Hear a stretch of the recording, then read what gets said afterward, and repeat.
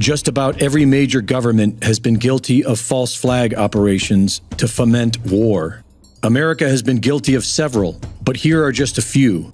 Civilian passengers were when a torpedo hit the Lusitania.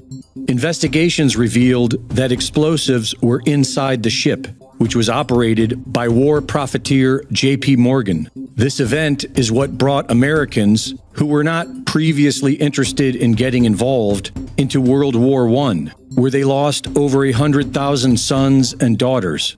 They were also not interested in getting involved in World War II, but after breaking Japanese encryption codes, the U.S. government knew of their plans to attack Pearl Harbor. But the big banks were funding both sides and expected massive profits, so they let it happen to encourage Americans to sacrifice nearly 500,000 of their children in the Second World War.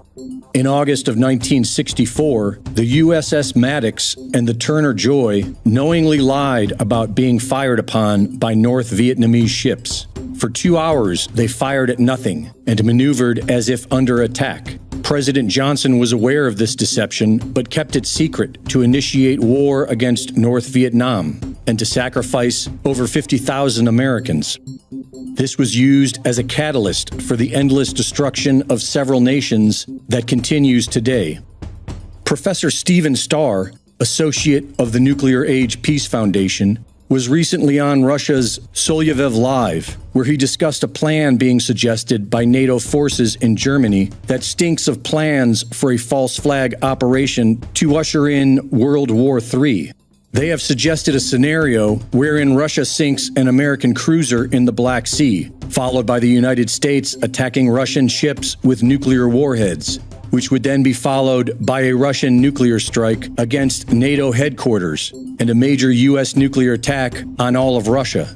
They suggested more than 3,000 strikes within 1 hour and the destruction of all major cities in Europe and the United States. Professor Starr said this would result in 150 million tons of smoke and soot that would block out 70% of the sunlight in the northern hemisphere and last about 10 years.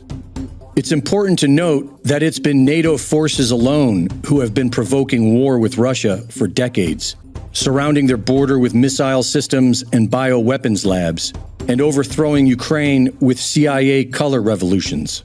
The facts show that Russia has been given no choice but to defend themselves against deceptive Western aggression. The anti-human globalist forces that hold a firm grip on America are clearly trying to destroy it from within. The globalists want the United States to be plundered and destroyed, but they need a scapegoat to blame it on, and they've clearly chosen Russia for that role. During the American Revolution, Catherine the Great of Russia unofficially supported the colonies by trading with them. Russian ships began delivering hemp, sail linen, and iron to American ports as early as 1763. During the War of 1812, Russia attempted to join as a third-party mediator in support of American independence. In 1863, Russia sent military fleets to New York and San Francisco to put pressure on the British and fight them if necessary. They patrolled the American shores for 10 months. This Russian support of a sovereign America is undoubtedly what led to the Bolshevik Revolution of 1917, when the country fell into communist rule for 69 years. Today, Russia has asked for peace, but the evil powers that want endless war cannot survive unity between the East and the West. False flag operations are the modus operandi of the globalists. These are the questions that President Trump asked. And I answered, we don't need to be there. And I explained how long we had been in these places, anywhere from 30, 40, 50 to 70 years, including Korea and Okinawa. And, there was no good answer. I think a lot of it is inertia and complacency. Well, we've been there this long. Well, what difference does it make? We've been there for X number of years, and it becomes part of the bureaucratic structure in the services. It becomes a mission factory. Now we have something for everybody to do. We can expand the command structure. And all of a sudden you walk up and say, well, I want you to vacate 400 of these bases overseas. And here's the list I want you to get out of. And everyone is apoplectic. The same thing is true in Europe in a place like Germany. What are we doing there? Anybody who tells you that we're there to deter the Russians should immediately be dismissed and sent home. That's nonsense. There's nothing to stop the Russians if they want to do whatever they want to do. We found that out in Ukraine. And we're not interested in going to war with Russia. So again, what are we doing with forces there? Are we encouraging belligerence on the part of our allies, Lithuania, Latvia, Estonia, Poland? Sometimes it looks that way. But that's what we've done in Ukraine, and we've gotten 500,000 people killed over there. This is insane. But it's complacency, it's neglect, it's ego. Everything is mortgaged to vanity. That was the problem with the British Empire in 1946-47. When suddenly the Brits were told, well, we're broke. Our debt to GDP ratio is 240%. We can't maintain ourselves in India anymore. People still said, well, we've always been in India. What are you talking about? This is our country. And it wasn't their country. It was someone else, assuming that NATO holds together between now and the election.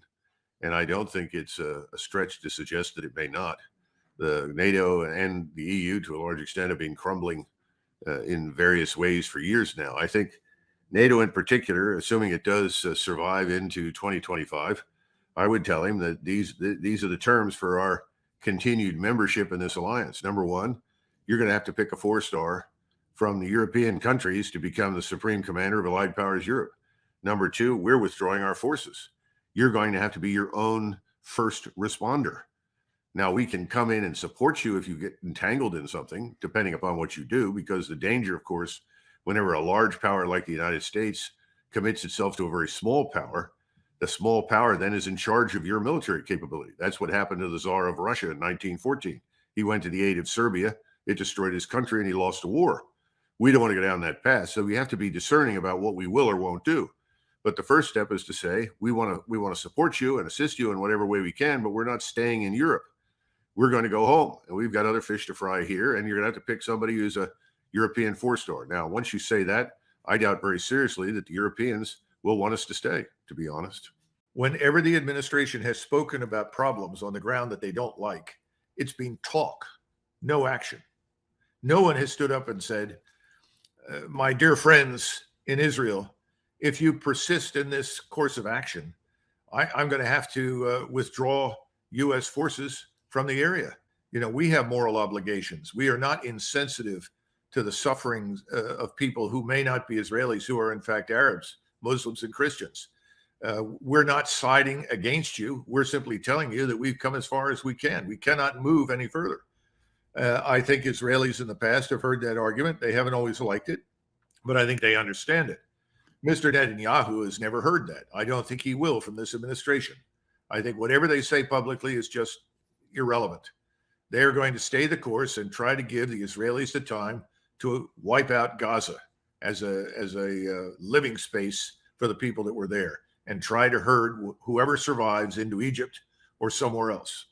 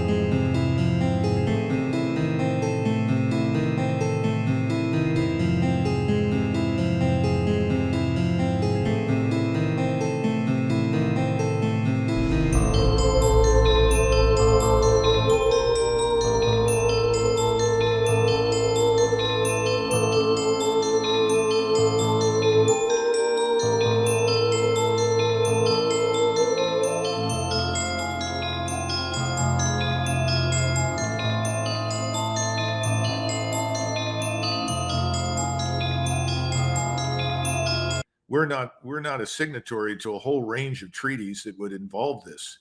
We don't support the International Court of Justice in The Hague. You could find plenty of reasons to prosecute Americans for things that were done in Iraq and probably Afghanistan. We're not signatories. We don't believe it. We don't support it. It's never going to happen. But the argument that will be launched in your direction is a very straightforward one. What are we supposed to do about the building that was destroyed? What are we supposed to do about these things? Now, you brought up the 2,000-pound bombs dropped on a refugee camp. That's a much different animal. Let's face it. But having said that, in the rest of these things, you're going to do whatever is in the interest of your force to minimize your losses, and you try not to civilians who happen to be there. But you're going to get the argument, well, if they had any sense, we warned them to leave, they shouldn't have been there. And I just don't think that you can make that argument in a court of law against the Israeli Defense Force. They're winning on the ground, but they're losing the moral high ground. I don't see how you can do one and not the other. You know, it's incomprehensible to me. If you're losing the moral high ground, then whatever fight you're pushing is not going to work anyway. And again, this is my point at the beginning. In this sort of no holds bar, we've had it. Gaza has to go. The people there have been a permanent threat to us. We're not going to tolerate this anymore. They've all got to go. That is the end of any future relationship that Israel could possibly have with anyone in the region. That's the problem. There is no way forward after that. And at some point, and I can't predict when, the region will rise up and they are going to have a tough time surviving it.